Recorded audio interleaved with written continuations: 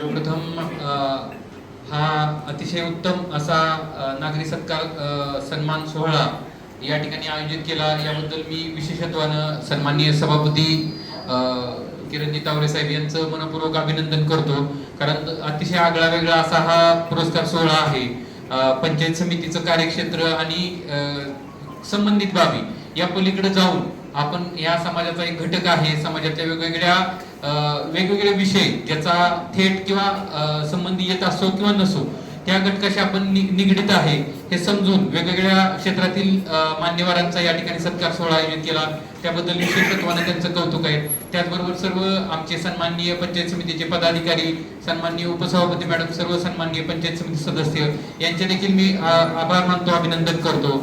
आणि उपस्थित सर्व पुरस्कार्थी मान्यवर ज्यांचा आज सत्कार होणार आहे असे सर्व पुरस्कार प्राप्त किंवा विविध क्षेत्रात उत्तुंग यश मिळवलेले अथवा विविध क्षेत्रात त्यांनी नव्यानच पद धारण केलेले आहे अशा व्यक्तिमत्वांचं सर्वांचंच मी मनपूर्वक अभिनंदन करतो। खरं बघायला गेलं तर माझ्यासाठी सुद्धा हा असा पहिलाच कार्यक्रम आहे की ज्याच्यामध्ये मी एवढ्या वेगवेगळ्या क्षेत्रातल्या लोकांचं सन्मान करतोय।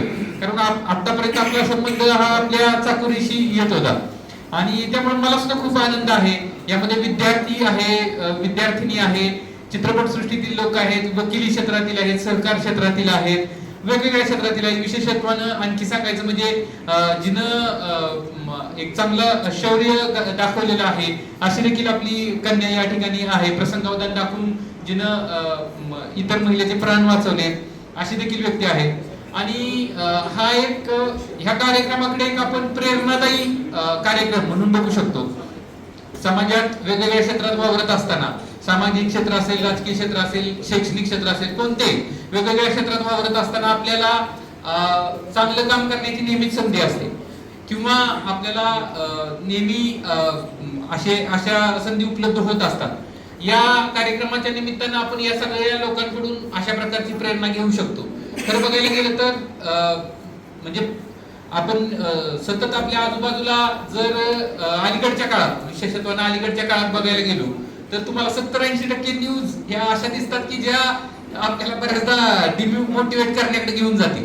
त्यामुळं समाजात एकूणच जे काही चांगलं सुरू आहे, उत्तम सुरू आहे, या गोष्टीकडे सुद्धा आपलं तेवढंच प्राधान्यानं लक्ष जाणं आणि त्या लोकांचा तेवढा सन्मान होणं हे गरजेचं आहे।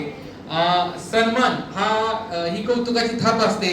त्यामध्ये सन्मान करताना, सन्मान होताना त्यामध्ये फक्त आर्थिक मोल बघितलं जातं असं नाही, तो सन्मान होणं ही गोष्ट फार मोठी असते, त्याच्यातून समोरच्याला हुरूप येत असतो। आणि म्हणून मला या सर्व सन्मानार्थी पुरस्कारार्थींना माझी विनंती आहे की आम्ही बोलण्याऐवजी तुम्ही तुमच्या शब्दात तुमच्या क्षेत्रातील जे काही तुमचं करिअर आहे त्याबद्दल, जो तुमचा अनुभव आहे त्याबद्दल, आणि तुम्ही या माध्यमातून आपल्या उपस्थित लोकांना सगळ्यांना जी काही प्रेरणा देऊ शकता याबद्दल सगळ्यांना प्रेरित करावं, उद्बोधित करावं असं मी तुम्हाला सगळ्यांना विनंती करतो।